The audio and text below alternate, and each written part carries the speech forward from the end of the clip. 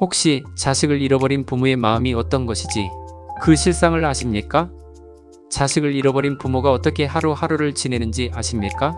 어떤 부모는 광주리 장사를 합니다. 인적이 드문 시골 마을까지 광주리에 마른 생선 등을 넣고 다니면서 집집이 찾아갑니다.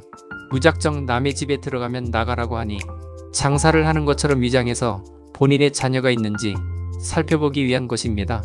또 어떤 부모는 일용직을 하면서 전국 곳곳을 떠돌며 일하는 사람도 있습니다. 혹시 자녀를 만날 확률을 높이기 위해서입니다. 부모는 생업을 포기하고 자녀를 찾아다녀 보니 경제적인 문제까지 생깁니다. 정신적 고통을 이기기 위해 알코올에 의존하는 사람도 있답니다. 그 과정에서 부부가 서로를 탓하게 되어 크게 다투다가 이혼하는 부부도 많습니다. 음식을 제대로 먹지 못하고 잠을 충분히 자지 못해 건강이 나빠집니다. 어떤 실종자의 아버지는 전국을 돌아다니며 아이를 찾던 중에 집에 와보니 아내가 자살해 죽어 있더랍니다. 아이가 없어진 것에 대한 정신적 고통과 자책의 결과입니다. 자녀 실종자 부모는 대부분 밤이면 자주 울게 된다고 합니다. 술을 마시지 못하던 사람들이 슬픔을 잊기 위해 술을 마시기 시작하고 급기야 주량이 늘어나 몸을 가누지 못할 정도로 많이 마셔 육체가 쇠약해져 갑니다. 가끔은 바닷가 바위 위에 앉아 참았던 눈물을 한가득 바다에 쏟고 오는 분도 있습니다. 실종된 자식을 가슴에 묻고 고통의 세월을 지내는 부모의 글을 한번 들어보세요. 아침이 와도 해가 떠도 세상은 여전히 회색빛이구나. 내가 웃던 자리엔 바람만 스치고 사람들은 시간이 지나면 괜찮아진다고 하지만 시간이 갈수록 상처가 커지고 그저 그리움의 무게만 더해 가는구나. 내가 좋아하던 계절이 와도 나는 웃을 수 없고 내가 좋아하던 비가 내리면 나는 하염없이 창밖을 바라보는구나. 혹시라도 아니 아주 잠시라도 꿈에서 너를 볼 수 있기를 바라며 그 순간을 위해 오늘도 힘겹게 버티는구나.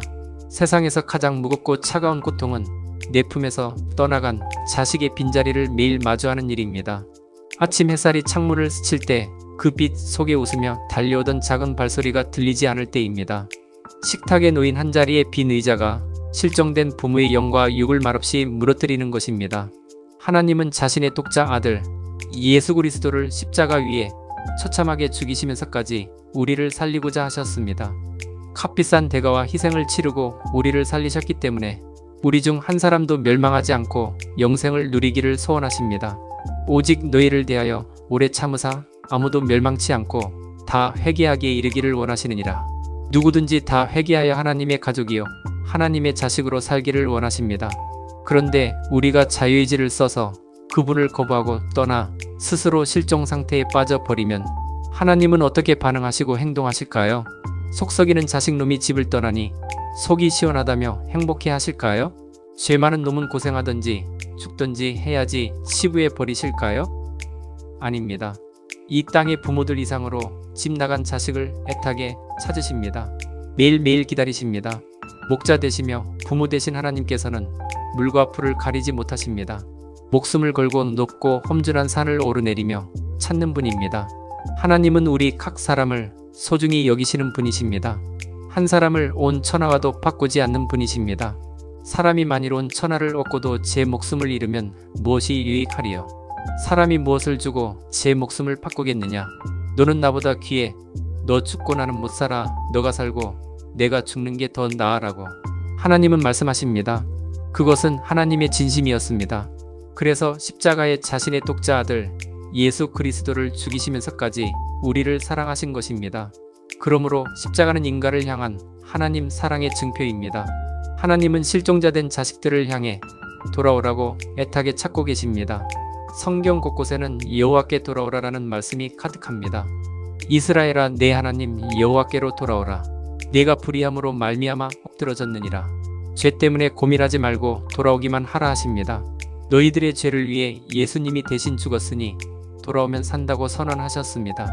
너희들의 죄의 값을 십자가로 지불했으니 돌아오라고 호소하십니다. 우리들의 자녀가 부모에게 찾아와 잘못했습니다 라고 하며 다가오면 더 이상 뭐라고 하겠습니까? 그래, 너가 몰라서 실수로 그런 것 같구나. 자식이 잘못을 인정하는 순간 부모의 용서는 시작되는 것입니다. 집을 나간 자식이 돌아오기만 하면 얼마든지 용서할 준비가 되어 있는 분이 부모인 것입니다. 우리 하나님도 마찬가지입니다. 하나님께서 우리를 돌아오라고 호소하시는 이유는 채찍으로 진노하시기 위함이 아닙니다. 거친 말로 심판하시기 위함이 아닙니다. 용서하시기 위해 오라고 부르시는 분이십니다. 살리시기 위함입니다. 부모 되신 하나님께서 이미 용서해 놓으셨으니 우리가 그 용서를 받아만 드리면 된다는 말씀입니다. 하나님께서 용서하지 못할 죄는 이 우주에 존재하지 않습니다. 그 용서의 근거는 무엇입니까? 십자가입니다. 죄는 내가 지었지만 그 죄의 형벌은 예수님이 받으신 결과입니다. 하나님께서 부르시는 초청에 응답만 하시면 우리 모두는 지금도 살고 영원히 살 수 있습니다. 내 백성아 거기서 돌아오라. 아멘.